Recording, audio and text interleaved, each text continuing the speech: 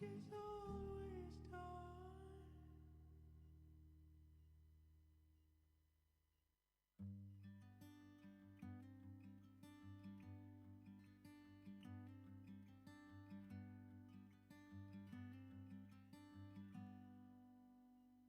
Can I start again?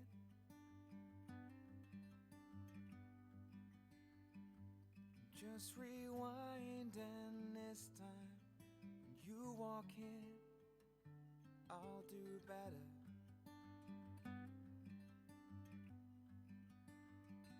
It's just the words I found were upside down, stuck in my mouth.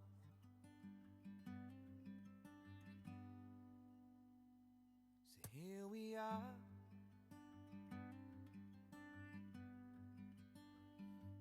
moving china cups with nervous hands, short-term plans, it starts again.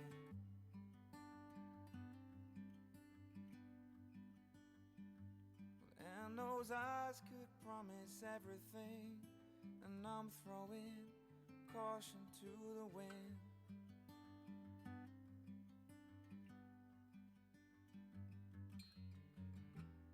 Oh, the last one who looked like heaven went and put me through hell. And it seems that's all I know from loving. You could do that as well, but I think it's too. Hello, can you hear me? Are we good? Excellent. Hi, everybody. If I could ask you to take a seat, we're going to get rocking and rolling pretty soon. I hope we're all doing well on this first day of World Water Week. I'm glad you've decided to take some of your morning to spend it with us. My name is Tess Erickson. I'm a water policy advisor at the Department of State, and I'm here joined by a cadre of my interagency colleagues to talk more about the U.S.'s approach to water, and both domestically and internationally. I'm also joined by my co-host, Michael Vermillion, who is the director of the Global Water Security Center, led out of the University of Alabama. Mike, do you want to say hi? Thank you all for coming. Let's just get rolling then. Well, first of all, if we can go to the next slide. If you want to scan this QR code, we're going to be doing Slido through the session. I know, an interactive session, again, at Water Week, groundbreaking. But we're very excited to hear from you, and we're excited to have your participation. So if you wouldn't mind scanning this so we could get started. And this will be running through the session, and it should transfer automatically from one question to another. Give you just a couple seconds.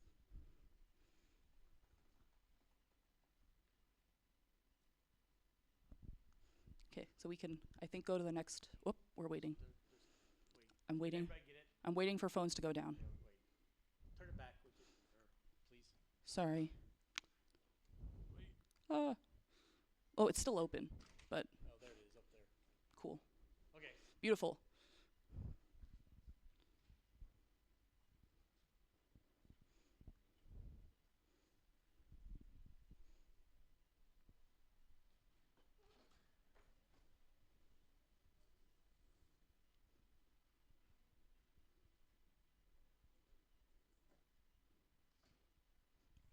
It's looking pretty good. Yeah, I'm pleased it's looking like a 50-50 mix, about.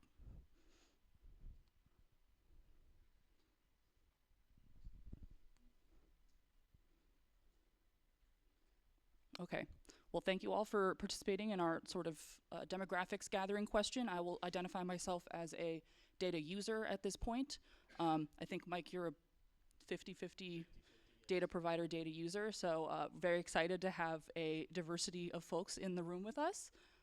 We can go to the next slide, and I think the next question. Yes.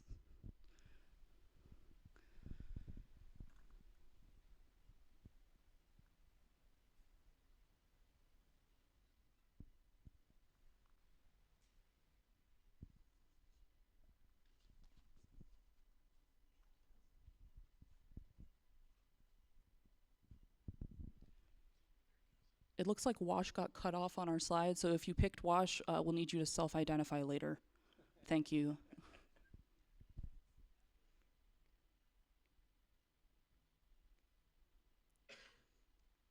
Okay. Oh, there we go. Stunning. Okay. And you guys, okay, it's pick all that apply. Okay, good. I'm glad we picked a lot of different options here. Again, I'm waiting for phones to go down. So if you're done, put your phone down. Okay, great. Okay. This is very fun for me to see as a full-on policy wonk. So thank you all for going ahead. It looks like water diplomacy is the winner here, policy approaches following very quickly behind. Well, okay, I think we can go to the next slide. Thank you. Just helps us all understand who's in the room with us. Okay, so to talk to you guys about how this session's going to go, we're going to start out with 2 keynotes from some of our senior leaders in the Biden-Harris administration to talk to you about some of our domestic work.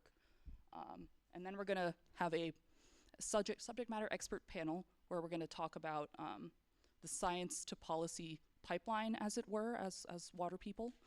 Then we're going to talk a little bit about a theoretical scenario, talk about what we need to solve water disputes in this theoretical scenario. And then we're going to go into a discussion and have some time for Q&A. Sound good? Wonderful. I think we can go to the next slide. And I'm going to start by introducing our first keynote, Dr. Annalise Bloom. She's the Deputy Assistant Secretary for Water and Science at the Department of the Interior. And the Department of the Interior also includes agencies like the Bureau of Reclamation, U.S. Geological Survey, and the National Park Service. So we're very excited to have her come and talk about some of the work Interior's doing around water and water nexus issues. Annalise, to you. Thanks so much. Thanks for the invitation to be here today. I'd really like to thank all the organizers, Kate Brauman, Mike Vermillion, Deb Glickson, and of course Tess Erickson for organizing this important session. My name's Annalise Bloom, and I serve as Deputy Assistant Secretary for Water and Science at the U.S. Department of the Interior. In this role, I have the privilege of being part of Interior Secretary Deb Haaland's leadership team in helping oversee the U.S. Geological Survey. The USGS is one of the United States' premier science agencies responsible for developing and deploying cutting-edge environmental systems science across the nation and at times the globe to support resilient, adaptive communities and ecosystems in our ever-changing world. The Biden-Harris administration understands the essential nature of shared, accessible, and collaborative science as we continue to address the greatest challenges of our lifetimes, like the climate crisis and the ways it exacerbates water resource challenges. I think this session is really important because too often water science may not be applied to address real-world problems. And there are a lot of reasons for that. The research might be technical, not the right temporal or spatial scale needed to inform decisions, or it might be perfect, but folks just don't know that it exists. If we're going to address our growing water challenges, we're gonna need all of the amazing science that we can get to inform the best decisions. And to do that, we all have to step up, whether you're a scientist, a policymaker, or a practitioner, to ensure that we're taking the time to identify and translate the science for application. Because we can only benefit from the science if it gets out of journal articles and into use. A reason I moved from policy to academia, I'm a hydrologist by training, was how hard it was to work on translating science for actual use.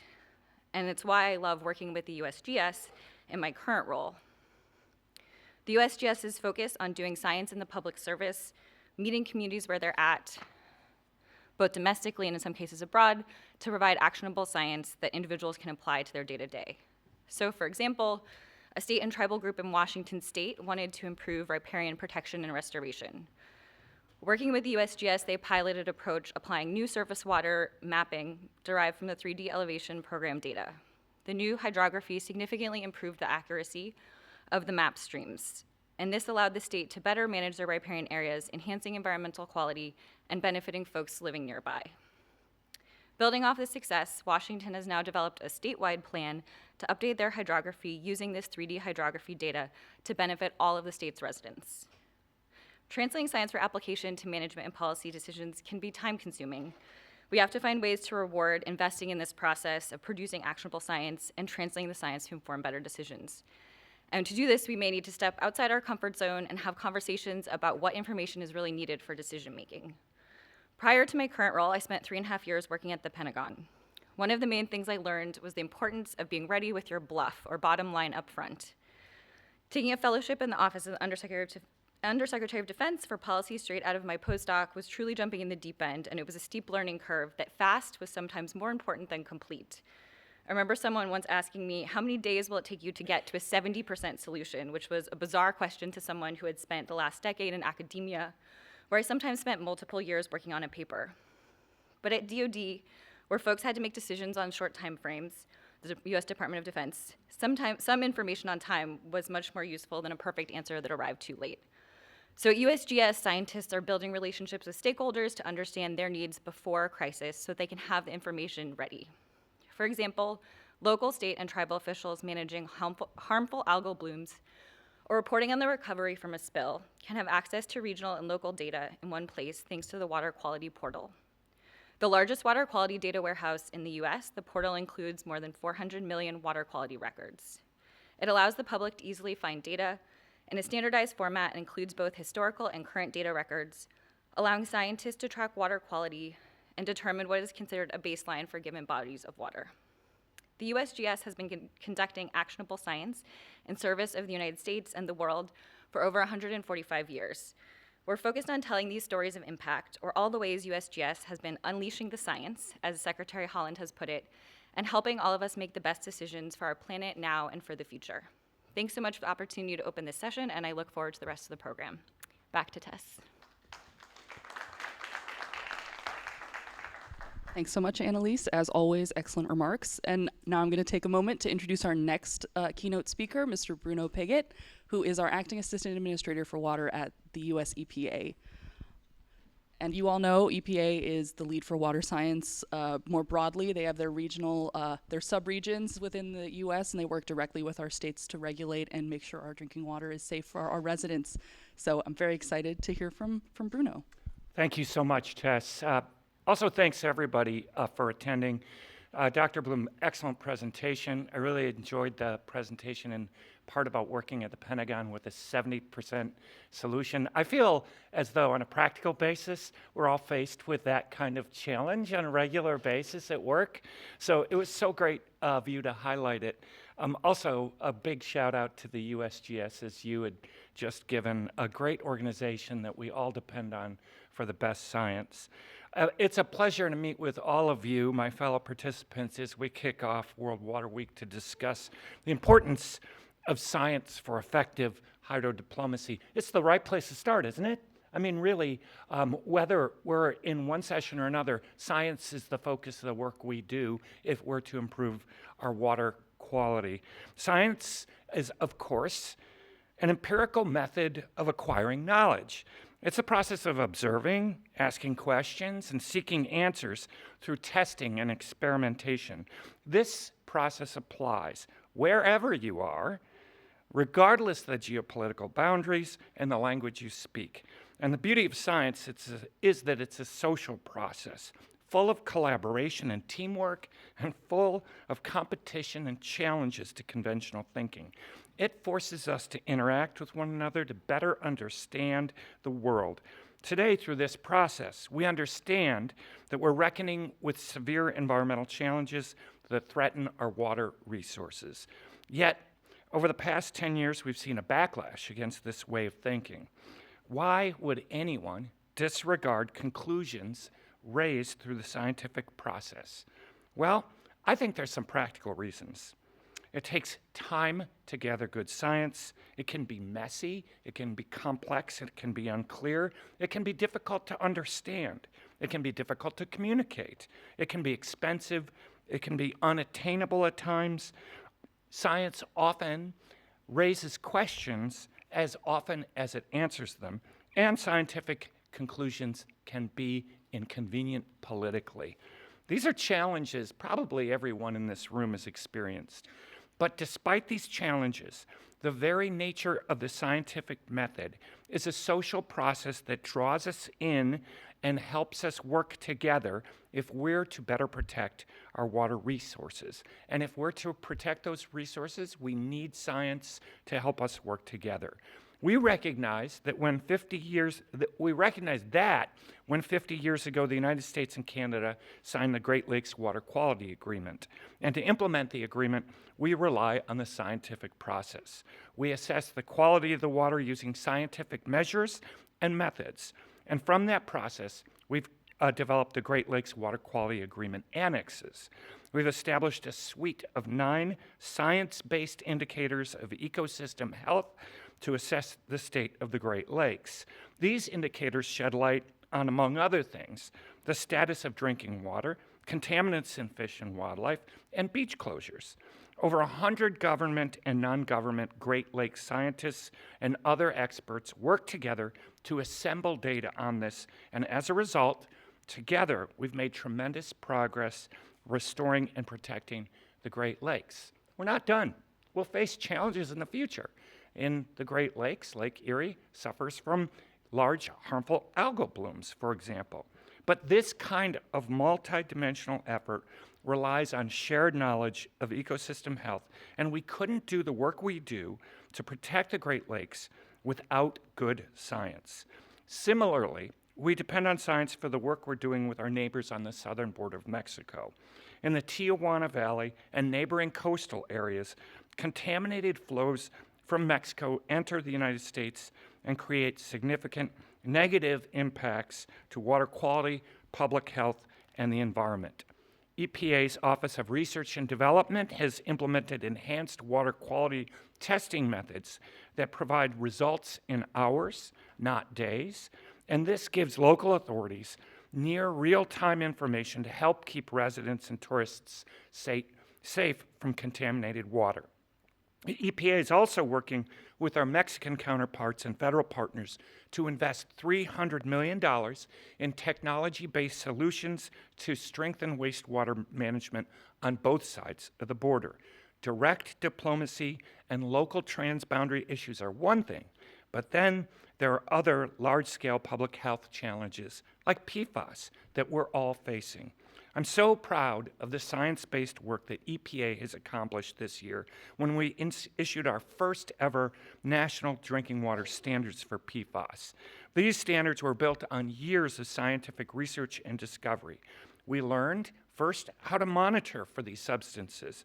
We studied human health impacts from exposure to these toxic chemicals. We monitored them in drinking water to learn about their prevalence and concentrations. We researched technologies to remove PFAS from the water. All of these science-based steps culminated in a historic action to protect 100 million Americans from PFAS in drinking water. That's about 1/3 of the United States population. These are just a few examples of how science informs EPA's actions and promotes water diplomacy. I will say, I really love coming to this international conference to learn about how other nations are working together, whether it's learning about how scientists collaborate to improve water management on a transboundary scale, or sharing best practices on key issues like climate change. The principles we're talking about today, science and diplomacy, and the values that will be featured throughout this conference, that protecting public health is a priority, that addressing long-standing inequities is central to all of our work, that climate change is real and tackling it is imperative, that working together across nations will help deliver a better water future. All of these things should not be taken for granted. They should be championed loudly and fought for in our work.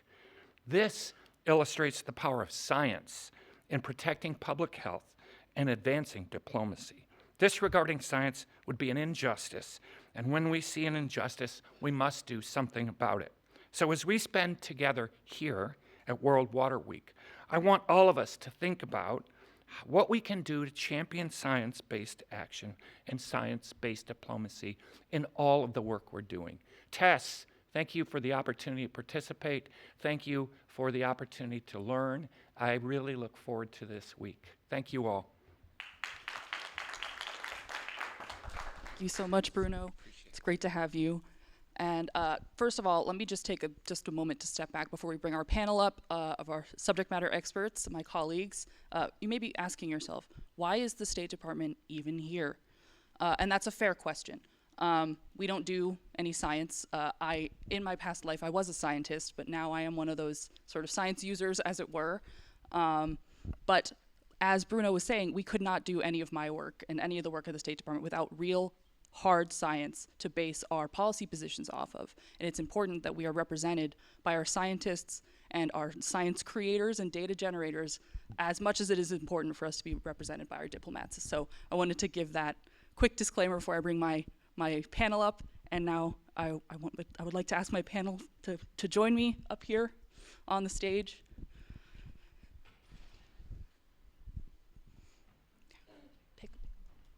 Just pick a mic. And we don't have any slides. Very informal today. I hope you enjoy. And now we're first gonna have our panelists each introduce themselves, just talk a little bit about what they work on and what they do, and then I've asked them to prepare an example of some of the work that they do and just a little point about where they lie on the science to policy pipeline. And I'm gonna start first with Carrie.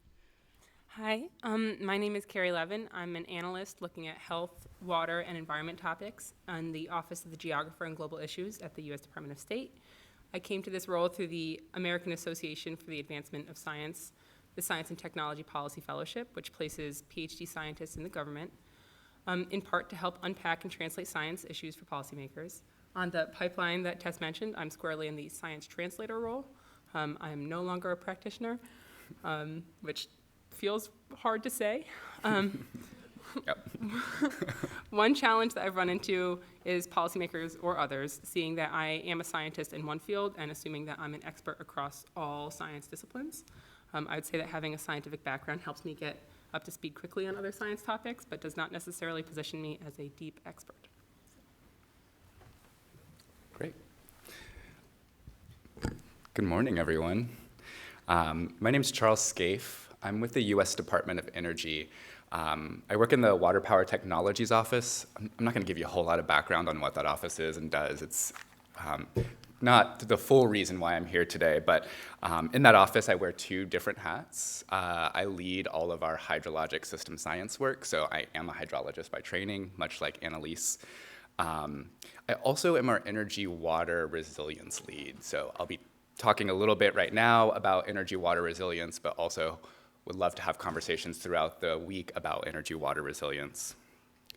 At the US Department of Energy, we kind of joke and say that we're the department of everything. We do just about everything, from some of the most groundbreaking Earth system models to building cutting edge renewable energy technologies, to helping communities understand impacts of climate change on their community.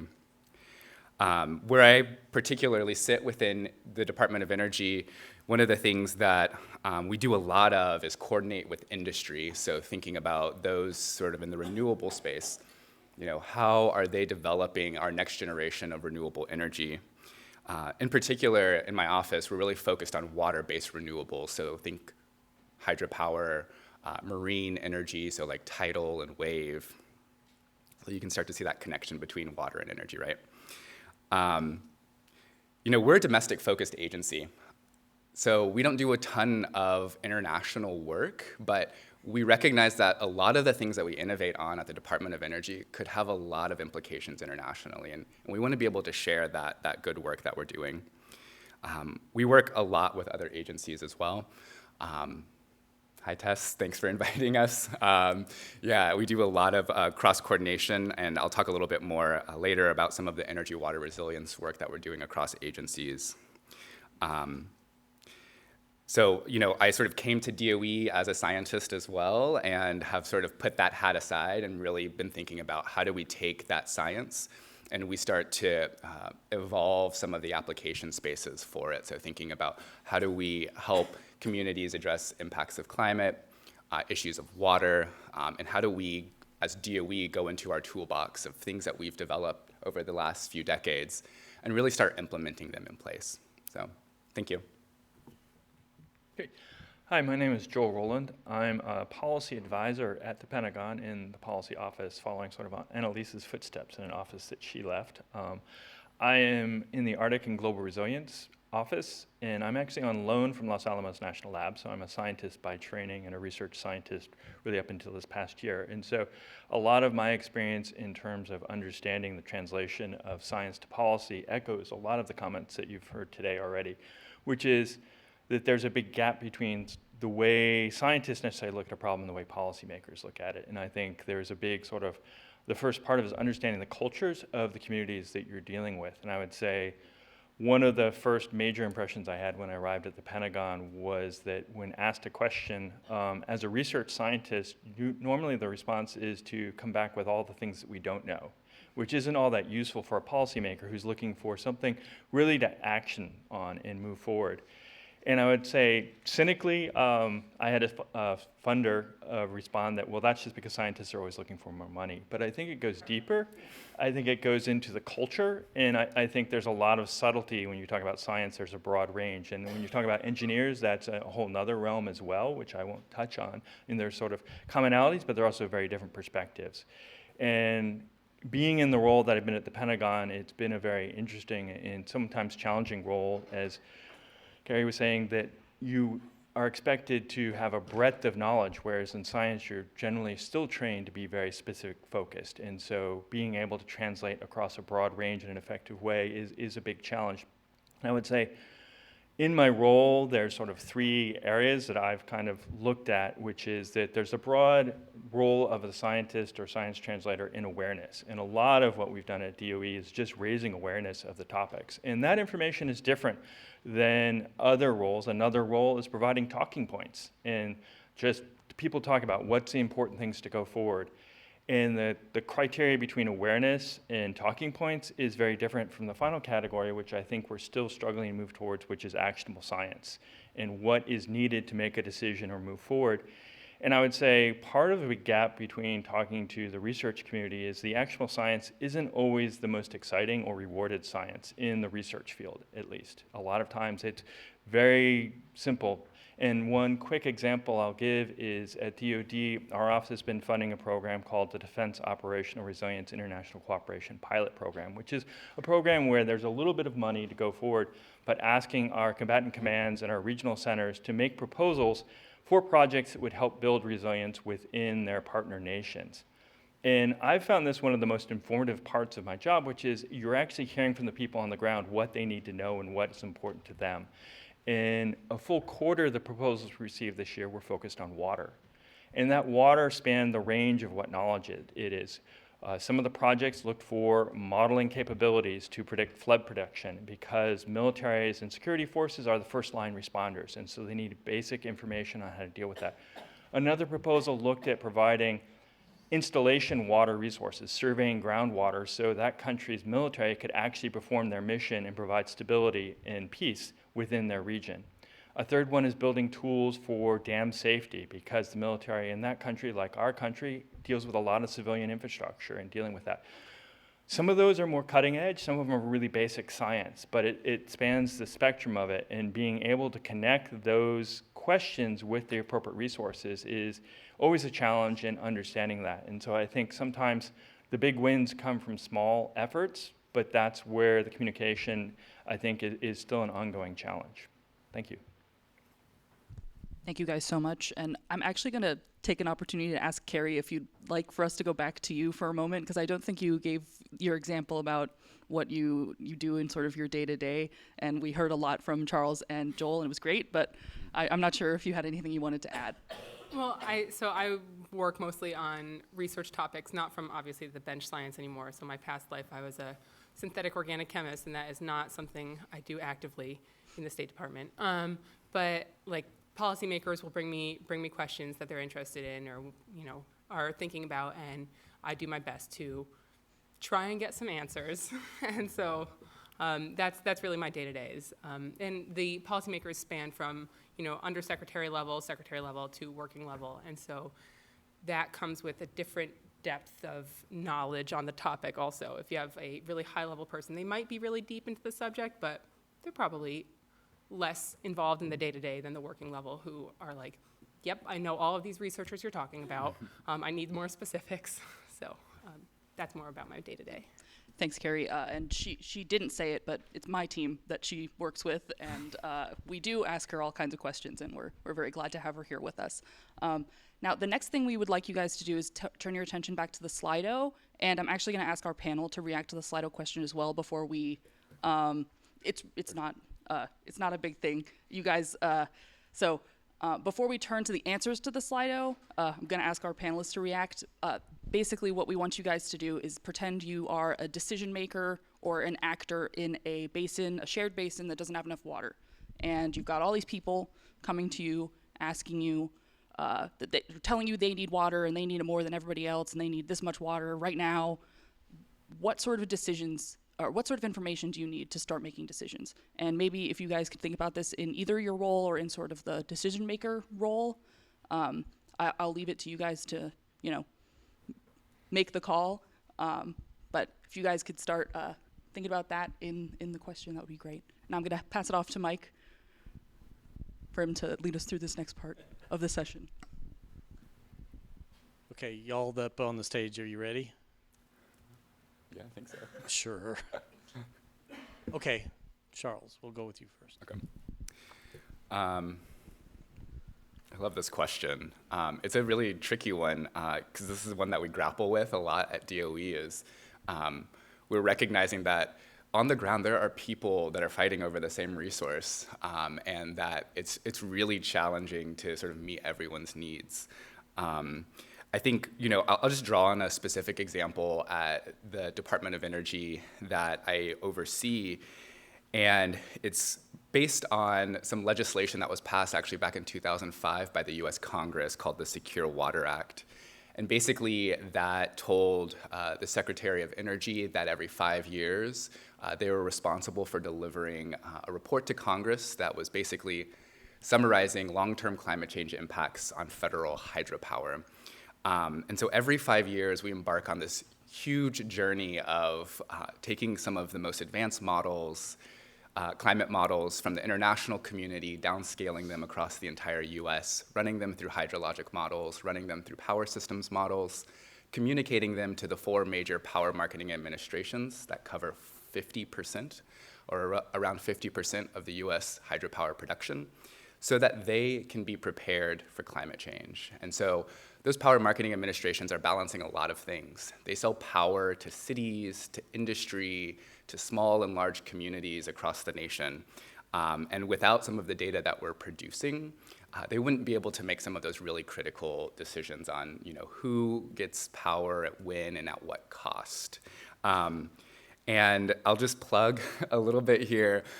We delivered our last version 3, back in December of 2023. And we just kicked off version 4. And so we're doing a huge sort of multi-agency effort of basically trying to examine climate change impacts at small scales across the entire US. But we've announced expanding into Canada. So we're fully covering US and Canada, parts of Alaska, Puerto Rico, and Hawaii. And essentially our role in a lot of this, and getting back to the question here, is really thinking about the data that we can deliver so that people can make those decisions and contribute to those conversations on the ground. And so, I think from my perspective, we're trying to produce some of the best data so that people who have to make these really difficult decisions in regions where, frankly, the DOE doesn't live in, can have that data that's accessible. So I'm going to take moderator privilege and I'm going to poke a little bit. Ooh, so do you think that the data is easily understood by the leaders that y'all are producing? I ask that question every day to my scientist. The answer is? Maybe. Okay. Yeah, I think this is one of the biggest things from our version 3 is we produced so much data. How do we get it out there? right? And so one of the things that we released I believe in 2022, was a request for information from the hydropower, but also just from the public. If you had data, climate data, precipitation into the future, temperature into the future, even stream flow into the future, how would you want it delivered? Do you want an Excel spreadsheet? Do you want it in hours? Do you want it just for the Rocky Mountains? We took all of that information to help inform how we would then disseminate that information. I will tell you, it is terabytes of data, and so we're still trying to figure out how to best deliver it, but we've been partnering with the USGS, for example, and utilizing some of their platforms for delivering big data sets. And so it's a valid question, and one that, frankly, is really difficult to answer, but we're working on it. Carrie. So as a non-policymaker, my role or my goal would be to just get everything in an understandable way to the policymakers. And so you'd look at how much water is available at what given time, time of year, what is needed. So get the data for how much is available, what is needed for all the desired activities, make a list, and then rank in terms of impact to people and security, and make a decision matrix for someone else to then work with. Okay. I don't have a follow-on. I'll still think. Joel.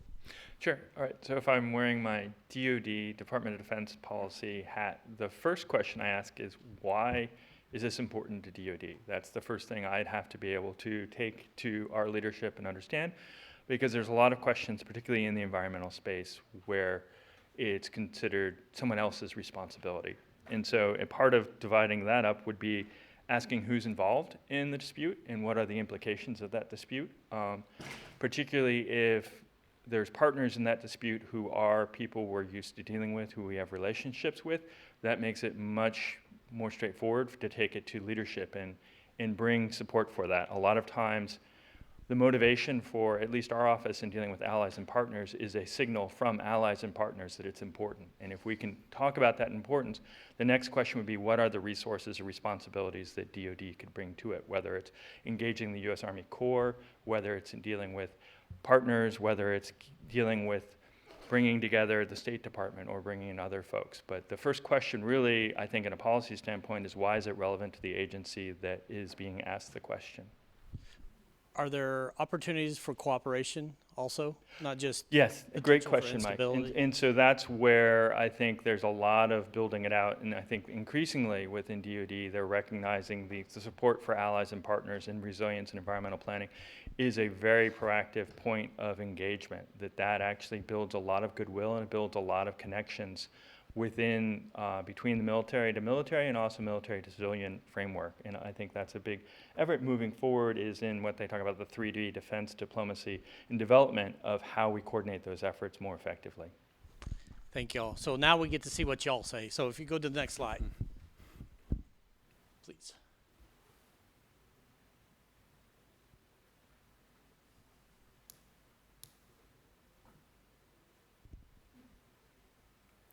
I love these.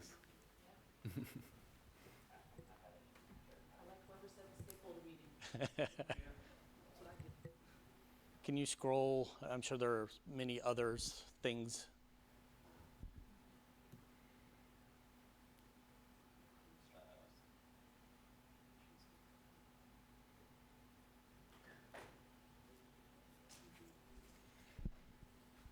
If you notice that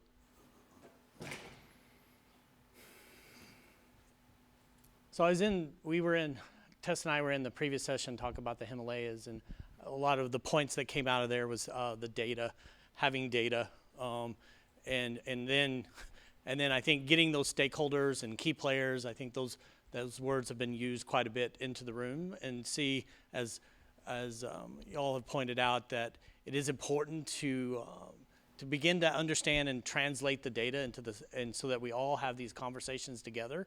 And probably the most important thing is making sure we all use the same language, right? What one community would say the word water is, or water stress or water scarcity, could be a different different group's perspective too. So thank y'all for doing this. I think y'all have hit probably a lot of it's probably not a surprise to what people have written up here on this, where the communication, the translation, Carrie mentioned the word translation earlier, it is really important to get the community and then be able to translate what they want. So thank y'all for all these responses. If you go to the next slide, please.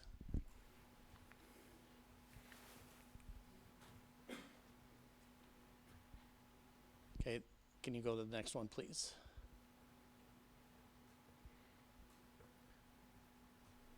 Instead of scrolling, can you just go to the next slide, please? I know.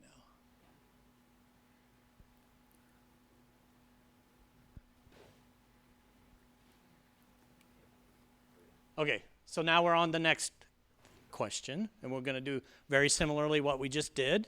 Y'all do the Slido, start making comments, please, again. And then, so from science to policy, where are you on the continuum? So all three of you get to answer that question again. So I will start with Joel this time. So where do you feel that you, in the current role, where are you in that continuum?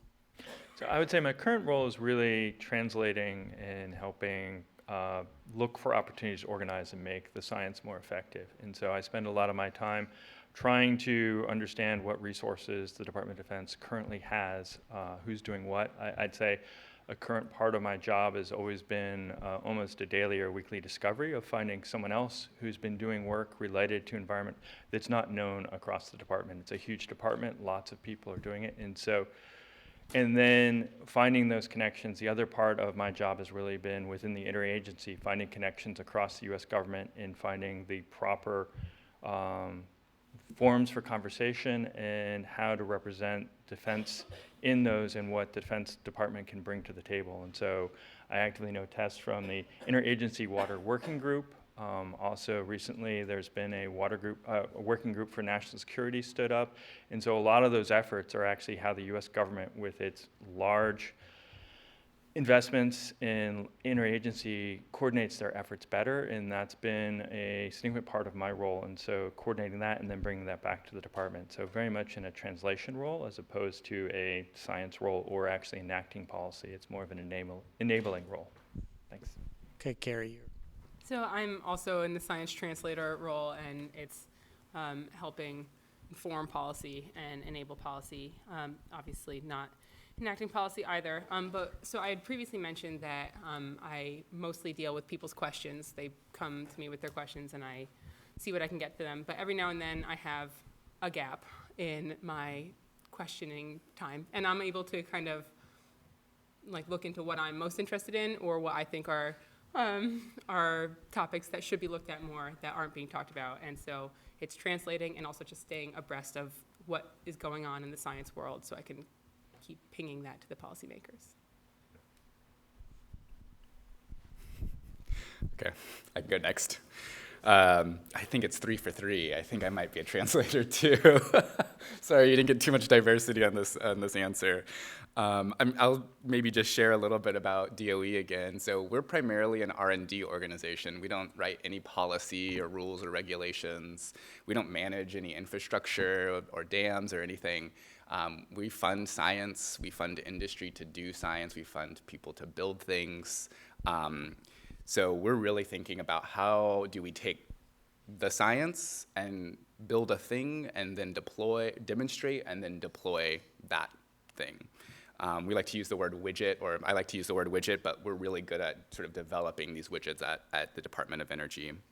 One of the things that I often think back to whenever I think about this question of where I sit on the science to policy continuum was a conference that I went to actually in the Seattle area, and it was bringing together climate scientists from across the DOE sort of national lab system and energy utilities from across the US. And it was just profound at how different the languages they spoke were.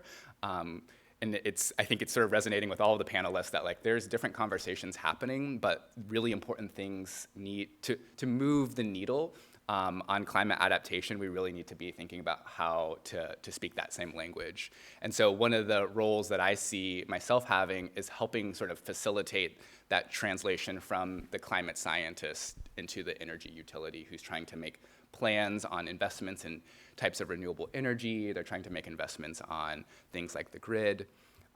So yeah, definitely in that translator role. So since all three of you are translators, so how do you go about, what could you do better? Let's say it that way. What could you do better as a translator to make sure that the policy people understand the science? And anybody can speak up. I can go. So I work with policymakers at all different levels, right? I think one thing I could do better is having a better understanding going into the conversation of where they sit on that continuum. Like what is their baseline, and then can I meet them at that? And so I don't want to be really in the weeds for a senior policymaker who has 2 minutes to talk about one water basin in the grand scheme of terrorist organizations or something. Like that's, I don't want to go deep into the actual data with them. I just need to give them top lines. Sure, I'll jump in. Similarly, I think being able to be clear and concise in what presenting it's been the cultural changes normally as a scientist, engagements are usually a conversation where you throw out something, you expect something back. Whereas I found with a lot of policymakers, they want to answer and move on. And so either if you give them something equivocal, then they are probably not going to act on it, or if you give them something that is not relevant, they're not going to act on it. And so it's something clear, but also something that you're confident if they go and turn around and repeat it, that they're not going to look bad, it's not going to be incorrect. And so finding that balance between accuracy and conciseness is an ongoing challenge, I think. Yeah, that's another tough question. I'm thinking about the previous and everyone's response in the room to the previous question. But I think one thing at DOE that we could do better is bringing communities to the table. So I think one of the challenges of getting widgets into the hands of people who need them is understanding what they actually need. We're really, really good of inventing new things and inventing new solutions, but not necessarily with an application space in mind. And I think one of the things that I could work better on is sort of that engagement with communities, stakeholders, tribes, but also thinking about how we bring them to the table in some of our engineering solutions. Okay, let's see what y'all said. Next slide, please.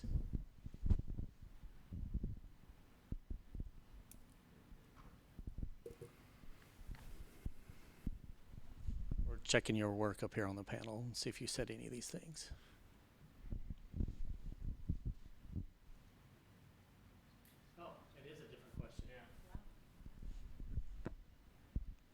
Okay. It's also been brought to our attention that we skipped some questions in the Slido. So if we could go back, I think that would be great. Sorry about that, Deb. We did not realize there were questions on the slides. I would give you my excuses, but they wouldn't make sense to you.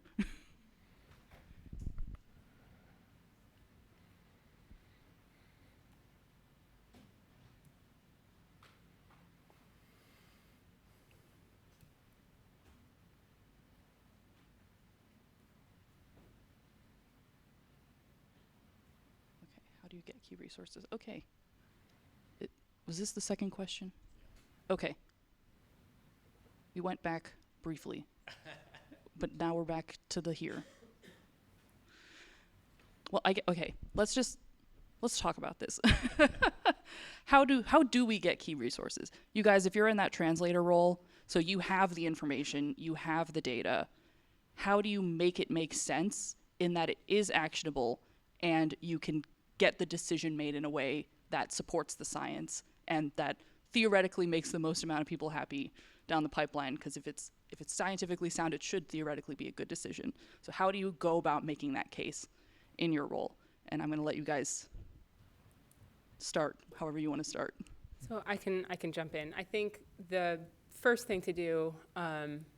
is really understand what your question is. And so what the question that people are asking you is not necessarily the question they want answered. And so you need to figure out what they're actually trying to do and make sure you're on the same page about that before you can move forward. Oftentimes we have data and provide data and answer the question that's asked, and that's not the question that they want answered. So. Sure. I think that's a wonderful point. And I think that goes to part of the challenge of translating is actually, it goes both ways. I think as scientists, you need to understand what policymakers need, but the policymakers and decision makers actually need to understand what scientists can provide. And I think that's equally, and I think that's an iterative process. Part of, not even from my DoD, but back in my lab days of dealing with folks, is even talking about interdisciplinary work, of the conversation about, well, what can you tell me? Well, what do you need? Usually takes multiple rounds and several failures. And so I think as that process goes forward, the level of science that can be translated and turned into action increases. But I think in the first conversations, it's really simple stuff, and then you build that trust and you build that partnership to move forward. And that's been, I think, a huge hurdle, and that goes back to the first step I talked about, which is awareness and using science to build awareness. But then also, I think that awareness needs to come back to the science side of awareness of what happens in policy, and that sometimes I think is an even harder translation. Thanks. Yeah, I mean, I think for this particular question, I would just kind of maybe go back to some of my previous examples. You know, I think the other panelists bring up some really good points about, you know, awareness and sort of talking to folks to understand what it is they actually need. So again, kind of going back to how are you engaging stakeholders, and then also how are you sort of delivering that data and disseminating that data. That's been sort of one of our really big challenges. I did talk a little bit about the Secure Water Act that was passed in 2005. That's still helping us do some climate change research, and that particular legislation is, you know, Congress telling you to do something is a really good way to bring science into policy, that's for sure. But I think, you know, as a data provider, the best thing that we can do is engage with communities and understand their needs. Thank you very much. I'm sorry, I'm troubleshooting right now. And we're a little bit delayed. I'll ask it. So this question here, while she's troubleshooting the Slido. So y'all said you're translators, and while y'all were talking, they were scrolling on the what science data do you need to be a translator? Where do you see gaps? I mean, there's crop maps, there's all sorts of things that have been up here, but where do you find your data to be translators? That probably varies agency by agency. It definitely varies. I think from the Department of State, we get a lot of very useful data and information from our diplomats out at post. And so that's a very useful source of data. And also the academic literature is maybe underutilized and is a treasure trove of information. Yeah, and then I can jump in. I think, so, you know, I touched on us being really data providers, but what I didn't mention was that, you know, we actually ingest a lot of data and we develop metrics and models to generate more data to help people make decisions, right? Sometimes the raw data isn't enough for people to act on. And so I would say we leverage a lot of the data from the agencies that are represented in this room. So EPA, USGS, and others, we're pulling in all of that data, we're running it through our models, we're producing more data and trying to disseminate that out. Say in the Department of Defense, it runs the gamut between, there's actually long-standing data producers in the department. The U.S. Air Force Weather has a huge, long tradition of providing very actionable operational information and on everything from water conditions to temperature to wind, et cetera, to more tools that are being developed for screening and planning, to other aspects of the Department of Defense where on the ground people are looking at it. But it also is a huge commissioner of research, and so there's a lot of work, whether it's for the FFRDCs, universities, think tanks, the U.S., and then you have the U.S. Army Corps, which has its own research wing, and so it runs the gamut. And so I think one of the challenges of a translator for me is figuring out what data is useful and what we connect to people to bring forward. And so that's the first step of just trying to get a handle around what's there. And then the question in terms of what we need, I still think there's a huge need within at least the Department of Defense in what people talk about the weather to climate continuum, sort of that gap in between being able to do a weekly production for what forecast would be for in between what's going to happen in 2050. And so that's a huge gap that I think still needs to be filled. And there's research and funding within the Department of Defense, but I think that's a community-wide need that needs to be forward in figuring out how that goes forward and who best is geared to provide those products. Thanks. And we've gone back to a previous slide, so sorry. We did not realize the question had changed minutely. So I want to just draw our attention to what's on the board right now and asking you guys about what science or data you have to share. And I think I'm going to sort of riff off of something Charles said, that it sounds like we have a lot of quantitative data at our disposal, but the stuff that maybe is more valuable to someone like me who's drafting talking points like Joel picked up, or going to an event and addressing people, is some of that qualitative data, sort of the stakeholder engagement and working with communities.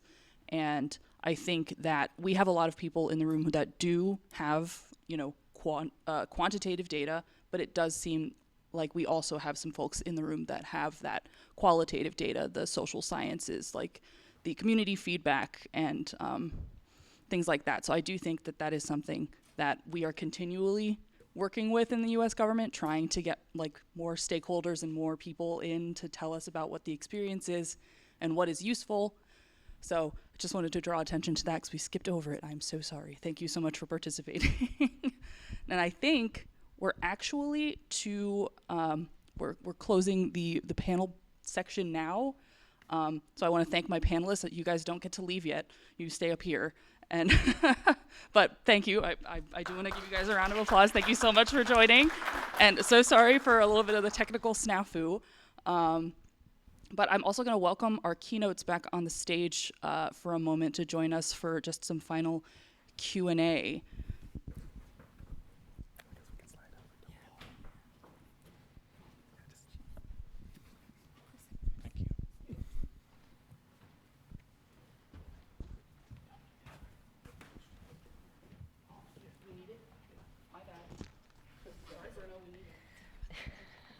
Good thing it's not my hands.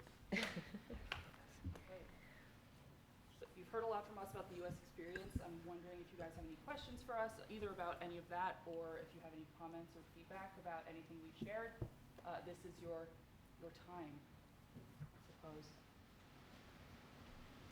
Otherwise, we can come up with some questions.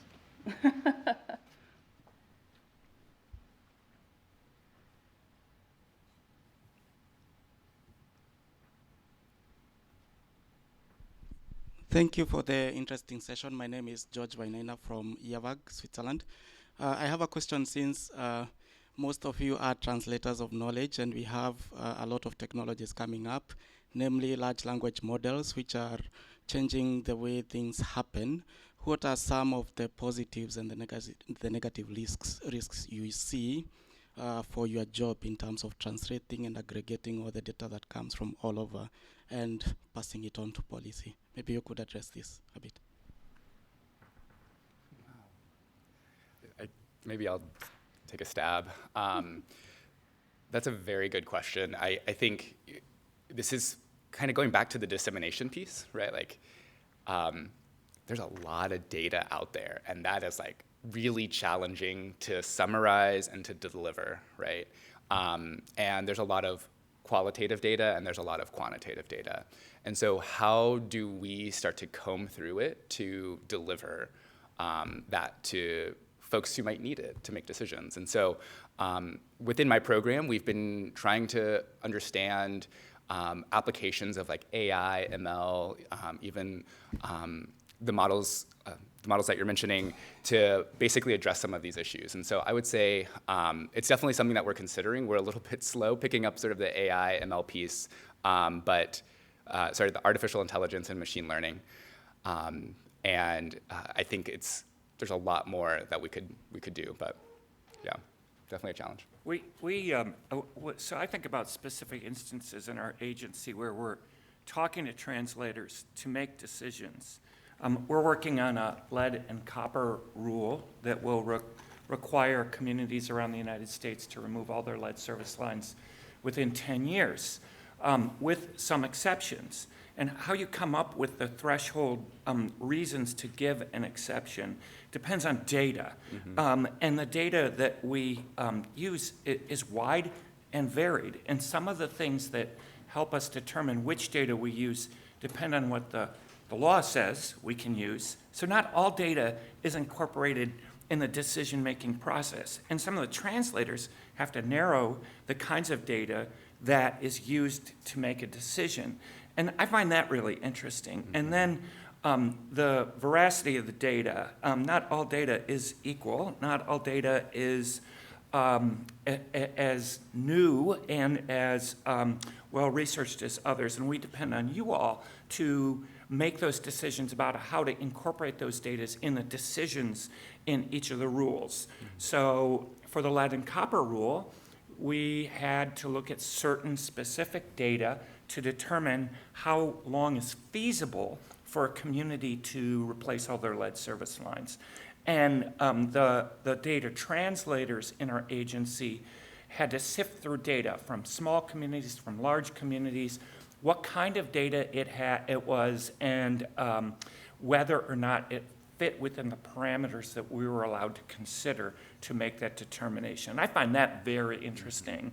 It is about the science, it is about the data. Not all data is created equal, and we lean on the translators to help understand which data helps inform the best decisions. And I think those are the pros and cons. Understanding that's why we depend on the scientists in the decision-making process, is because they can help narrow the focus to something that's most useful and most defensible in the decisions that we make. Hi, Brian Eiler from the Stimson Center. I work a lot with governments in the global south about introducing new methods for learning and bringing new forms of data into the decision-making process. And many of those decision makers don't have the robust toolboxes, say, that U.S. government agencies have to draw from. And a lot of this is very novel.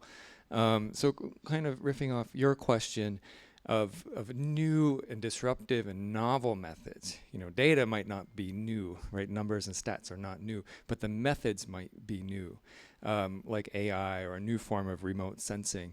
How within the USG are new and novel methods introduced in kind of a best way, or what ways have you seen worked? Thanks.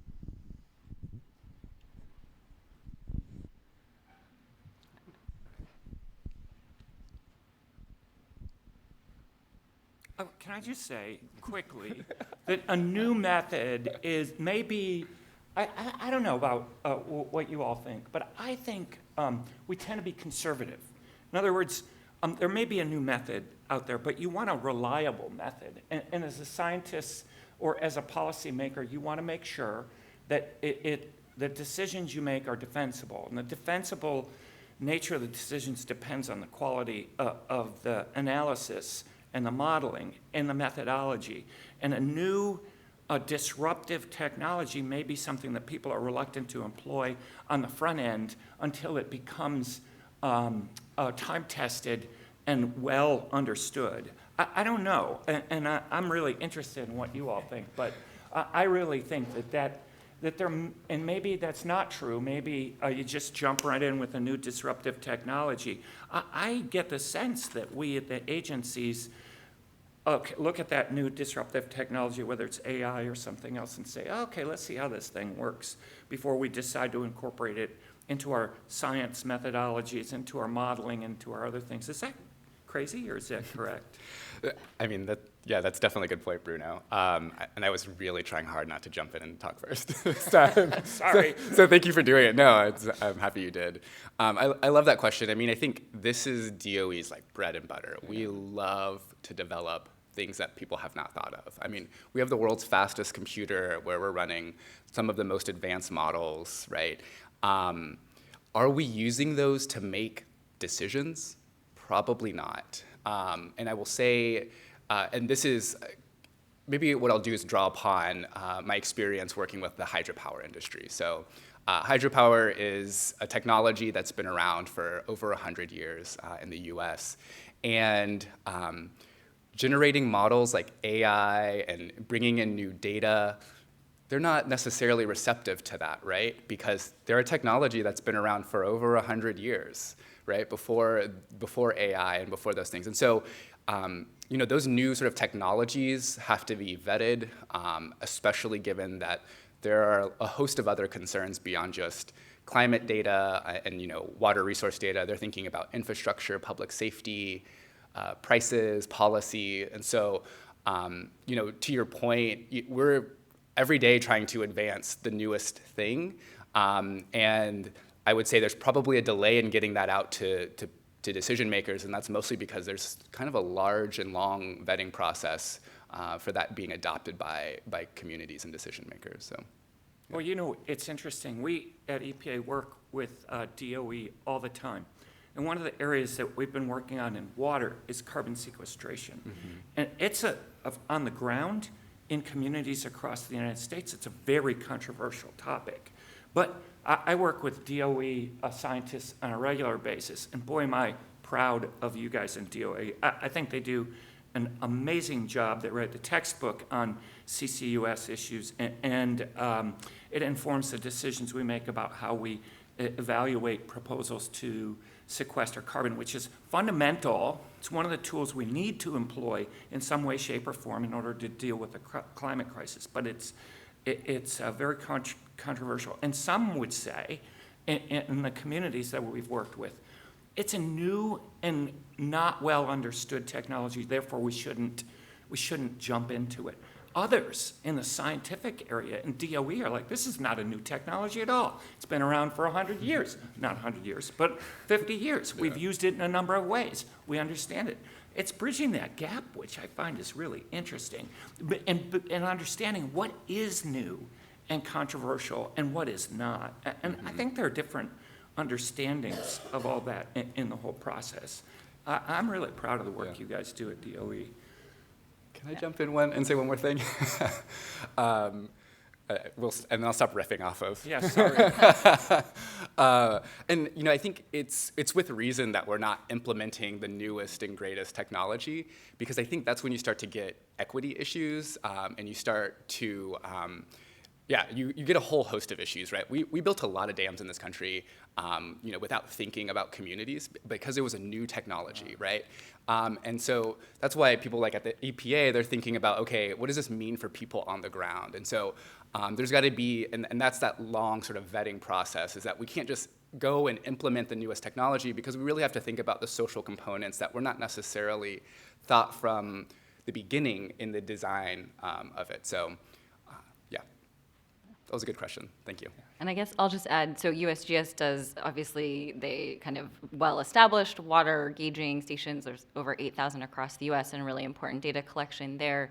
And also have an international team that does capacity building with other countries to help them build their capabilities and doing things like that. But there are also, I think it's an important agency for testing, kind of piloting some new approaches. So work related to work I actually did when I worked at USGS during grad school, using machine learning to understand how much water flow there are in these tiny upstream reaches of rivers where it might not be cost effective to have gauges, and it may be hard to gauge that water, but using photos and having kind of, there's a citizen science aspect of it as well, but really taking advantage of machine learning. And I think the USGS plays an important role in kind of testing out some of that new technology. They have the next generation observing systems for a few select basins across the US to test out kind of new approaches to gathering a wider array of metrics related to water quality and temperature that hopefully then will be kind of ramped up across a broader array of basins in the US, and hopefully could be shared with other countries as well.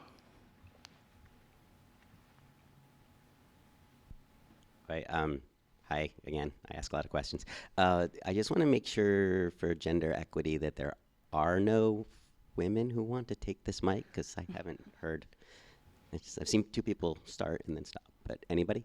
Okay, then I feel more comfortable. So we've mentioned hydro a couple of times, and we are at a water conference. But I wanted to ask a maybe flip question on that, is that, in UN summaries and a lot of analysis and some of even what DOE's, investing in massively, transmission lines, solar, et cetera, there's some serious cautions coming out about hydropower and its vulnerability to climate change, downstream, community impacts, human rights violations, at least in other countries. And so I'm curious how DOE specifically in its modeling and analysis, cost benefit factors those into, I'm saying this compared to wind and solar because they don't carry those risks. How do you guys factor in those elements that aren't necessarily so easy to pinpoint a data point, Can I just ask a clarifying question? Yeah. So you mean bringing in maybe some of the qualitative data into like decision making around water resource management? I would, yeah, sorry, I didn't say that very well. So compared to wind and solar, right, that have, at least comparatively to hydro, been analyzed to have, fewer vulnerabilities, like dams flooding and things like that, and also fewer risks to downstream communities and, in at least internationally human rights violations. When you're doing your analysis, it could be qualitative, it could be quantitative. That's my question, is how do you guys factor in those kinds of comparative advantages and disadvantages instead of just looking at hydro in isolation? Yeah, I would say that we try not to ever look at hydro in isolation because the U.S. grid is a mix of a lot of different things, right? And so, one of the things that we explore within our program is thinking about the services that hydropower offer that aren't really valued in today's sort of like market and energy systems. But I think one of the key points I would like to make is that without hydropower, without a renewable, dispatchable resource that you can turn off and on, we wouldn't be able to have the penetration that we do of solar and wind. So, when the sun sets and the wind stops blowing, what's the resource that you go to? It's usually coal or natural gas. And so if we're trying to transition, which I know the U.S. is definitely trying to transition into decarbonizing its grid, the next best thing that we have is hydropower.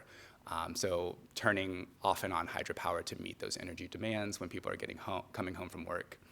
So we're absolutely thinking about those trade-offs, though. I mean, we do a lot of studies in sort of dam safety and infrastructure. And so, the program I run is all on climate change impacts on water resources and hydropower. And so we're thinking about the impacts that the future climate may have on current infrastructure. And then I guess my final point is that, and again, this is just from a US perspective, we're not building a lot of new dams anymore, if any. And so we've tapped out a lot of that resource. And in fact, we're having some of the conversations that you're bringing up of, is this dam sort of necessary given the watershed context, the future climate potential, and a variety of other things like environmental concerns and community concerns. And so, we're developing data and models to help people make those decisions. DOE does not make those decisions. We don't own any assets. Again, we're completely R&D. We support our federal partners who do. We support the hydropower community as well that does have to make those decisions. But I think you bring up a really valid point. And it's definitely something that we consider throughout the hydropower program within DOE. Yeah, thank you. A question on translating science linked to uncertainty. How are you communicating with uncertainty when you have, for global climate predictions, forecasts, models that are pointing in different directions in terms of agreement on the magnitude? Like, we're not sure if it's getting wetter or drier. How are you communicating those uncertainties? Thanks.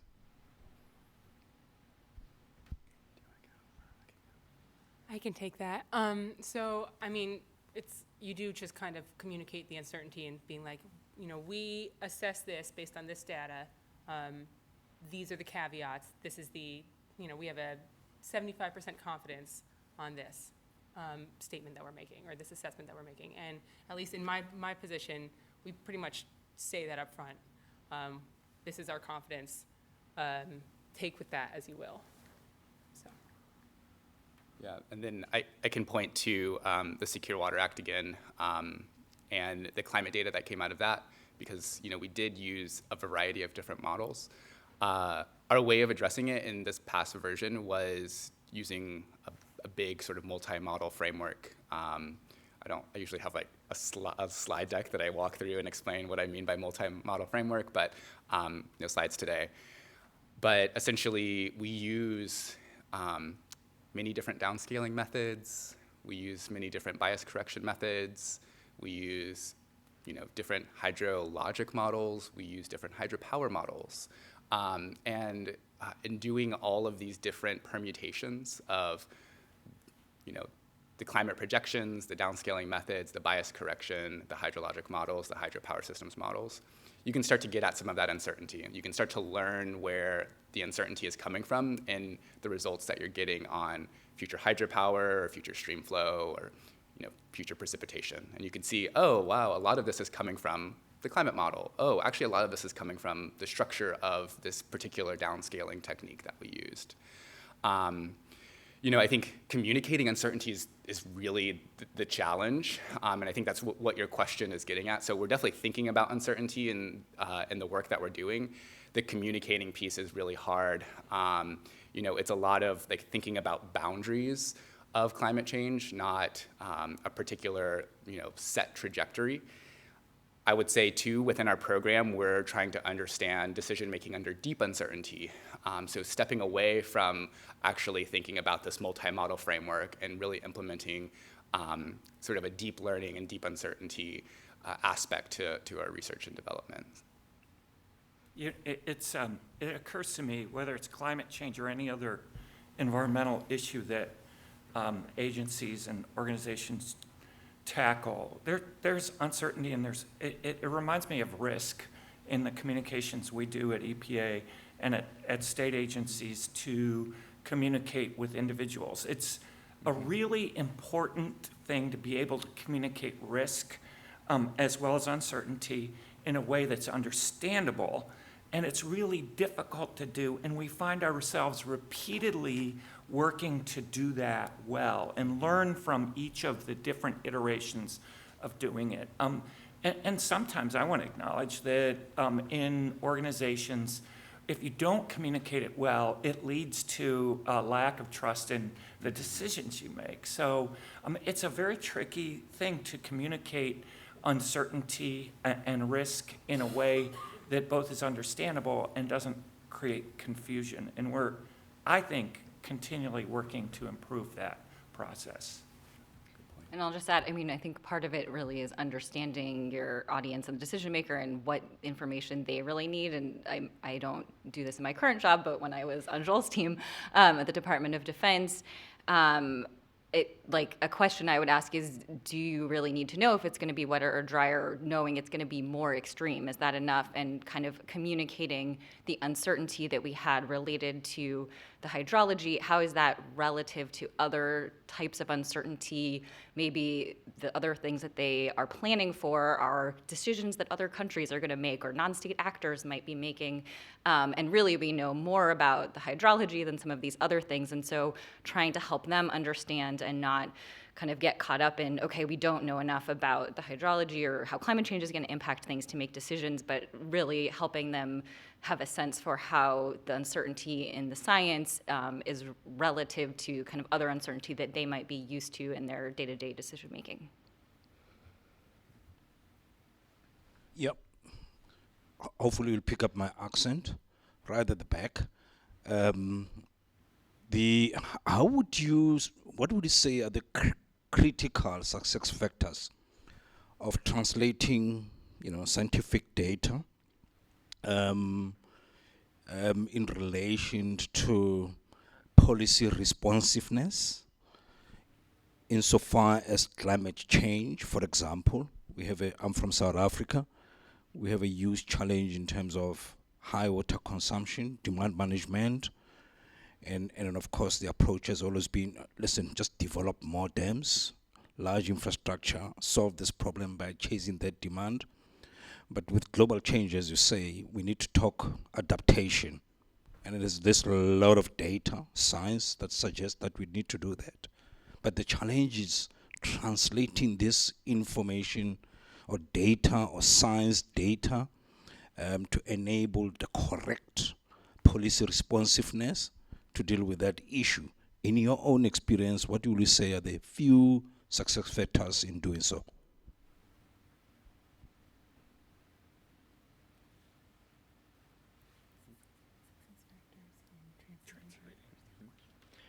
So I'll take a quick stab at that. I don't have a super extensive answer because we haven't implemented it, but I would say part of what I've seen with the Department of Defense is, particularly when we talk to allies and partners, there's a big gap between the way the U.S., at least an agency like Department of Defense, is using climate information for long-term planning versus immediate needs that we have in allies and partners. For instance, when we bring some of our tools and other things to our allies and partners, they say this is nice, but we're not looking to build out new bases for 2050 or know that. We're trying to deal with problems on the ground right now. We're trying to understand what's going to happen in the next few years. And so I think finding the match of resources is where their success is in figuring out what is the appropriate information for the decision maker that you're dealing with. And it goes to Annalisa's point, I think, on the uncertainty as well, which is how is this information going to change what you were planning to do anyway? And trying to find that point and finding the appropriate information and with the right amount of specificity for an action to be taken that actually changes the outcome or moves things forward. And that's where I think that's what success looks like, is when you're able to provide information that leads to a decision that wouldn't have necessarily been made in the absence of that information. And I think that's a real challenge because it depends on the question being asked.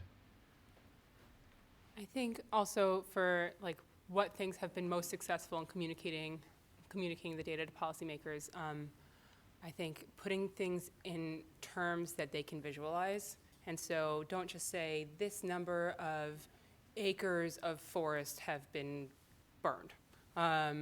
Put it in the context of like, it's the area of 3 Californias has been burned. And that's something that means a lot more than X million acres to someone. And that has been, I think, key, is knowing what imagery will be accessible for them. And then also, I think being both a responsible steward of your data visualization and being consistent. And so you can show, like if you're making a map, if you're making an infographic, you can show, you can represent your data in a bunch of different ways. And if you keep it consistent across different iterations of that map, then that data is useful because the policymaker can see, okay, over time, this province has gone from yellow to green across the same scale of drought or something like that. And there are ways to represent your data where everything seems black and white, but showing that grayscale and showing the same thing over time is most actionable, I've found.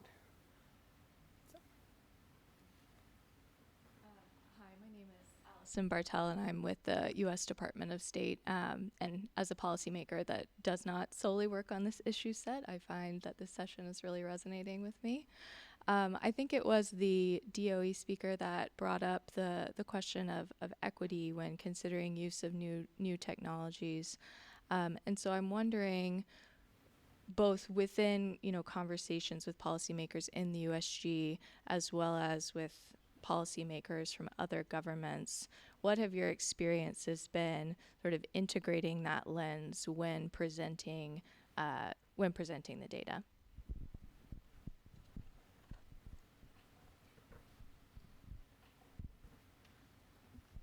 If one of you wants to take the domestic, I can talk about some of our experiences implementing U.S. approaches overseas.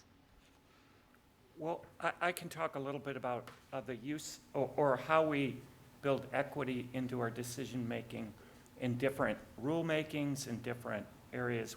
And I'll refer back to our work on a lead and copper rule. And in our rule, we've used the same data, but we've asked communities around the country to determine, their path forward to replacing lead service lines, using equity as a factor in prioritizing specific areas. So for example, we say to a community, take a look at the data regarding your community when you drop a plan for when and how you're going to replace lead service lines, and whether you're going to require someone to pay for it or pay for it as a community, that you you start with those areas that are most disadvantaged. You start there first, you give them the most benefits. We're using the same data to decide what we do, but when we do it and how we prioritize it is determined by injecting the consideration of equity issues into the process. I don't know if that's helpful in an answer, but domestically, that's how we're doing it with a big domestic issue.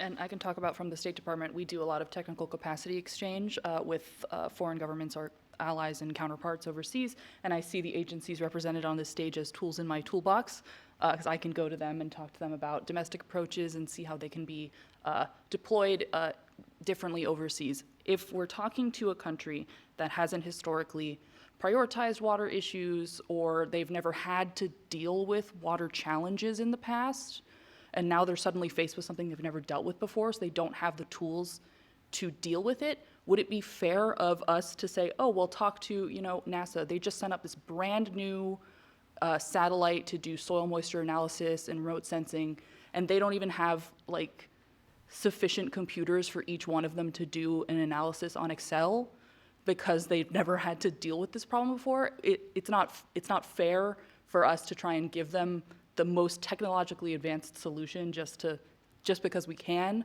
We need to really meet people where they're at and give them tools that are operational for them and that will give them the most for what they're asking for.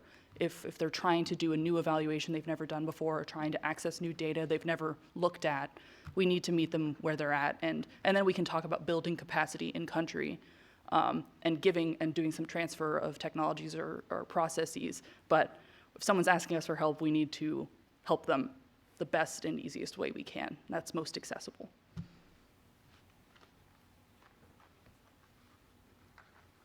And I think we have time for one more question, and then I'm going to give a quick wrap up for all of us. You just laid a perfect transition to my question that also links to the one on downstream communities. I work for the UN Office for Outer Space Affairs, and we do capacity building in the use of Earth observations to address water issues. And many communities face issues downstream. So my question was, how far do you communicate the science-based decisions or the science used, the methodologies, the models used in US departments? Because I think many institutions worldwide could benefit from the knowledge. And how is it shared? Is it shareable? What is shareable? And is there counterparts in the institutions that are in charge of translating that and making it actionable for other institutions? Because I think you do a great amount of work that could be applied elsewhere. Thank you. I would say I agree that this is something we could probably do a little bit better. We do in the US have an open data and open information access approach, but dumping a big database of information on the internet in a zip file is not the same as having fully accessible data. And I think that we sort of take for granted the fact that we could just plug things into the giant computers in our national labs and process things and get models out of them. And that's not necessarily the case. And I know for me, if I'm trying to find information and it involves downloading a zip file onto my computer, it's just not going to get downloaded because not only can I not process it, I just don't have the computing power at my fingertips at the Department of State to try and process this sort of information. So I think we could do a little bit of a better job communicating our methodologies and our processes externally, or making things a little bit more digestible, but I also want to give my colleagues the opportunity to respond.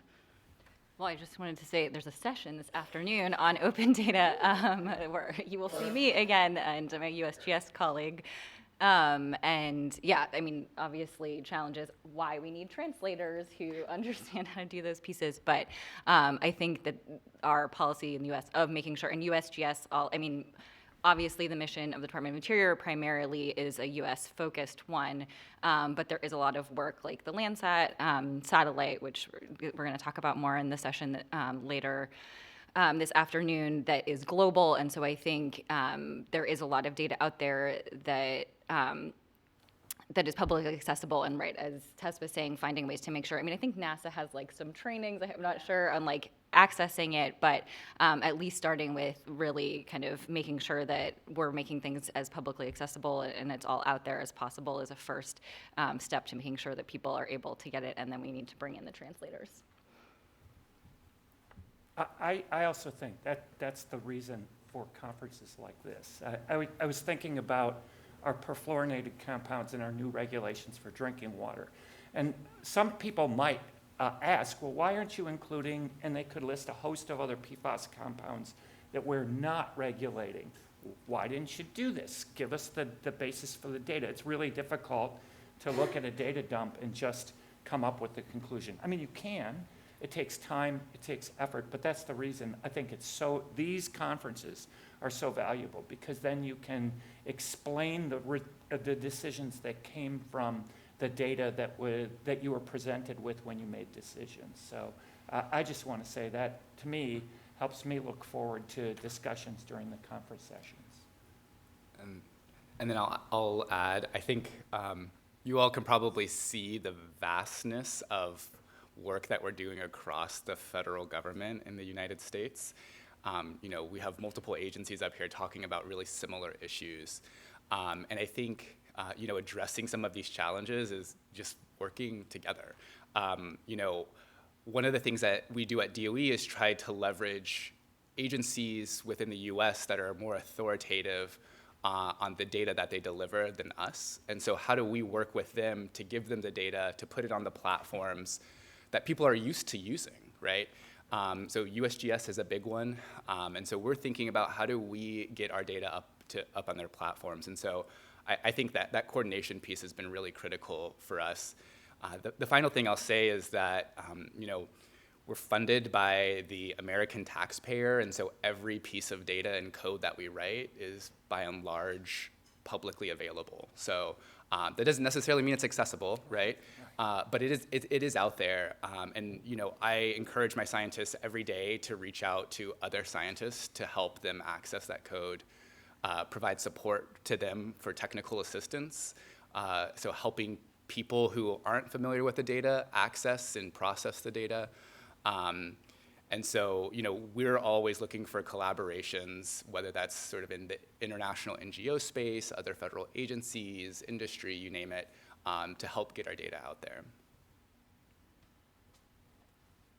And I think with that, we are just about over time. I want to thank first my panelists so much for allowing me to convince you to come with me to Stockholm. Very, very, very grateful. And I also want to thank all of you in the room for sticking with us through this session. I hope it was valuable. I do want to remind you that I'm from the State Department. I'm a water policy advisor. I'm sort of squarely in between. I'm like the translator of the translator, I suppose. They're translating to me, and then I have to translate on to people who understand even less than I do, just because they have, a broader remit than I would. And all of this work is done under the U.S. Global Water Strategy, which is a 5-year plan. I think, Charles, you mentioned another 5-year process. It was just reissued in 2022. I encourage you to take a look at the executive summary and some of the agency plans under it. It really outlines how we work domestically and internationally on water. And it also operationalizes the White House Action Plan on Global Water Security, which was also released in 2022, another very interesting document outlining our priorities for working in the international space. Thank you so much. I've been Tess Erickson, and my partner in crime here has been Mike Vermillion from the Global Water Security Center. I think we have a final slide here with some email addresses in case you want to reach out to any of us. And if you reach out to me and have questions for any of our panelists or our keynotes, I'm happy to make the connection as useful. So thank you so much. I hope you have a great rest of your day. We'll see you around.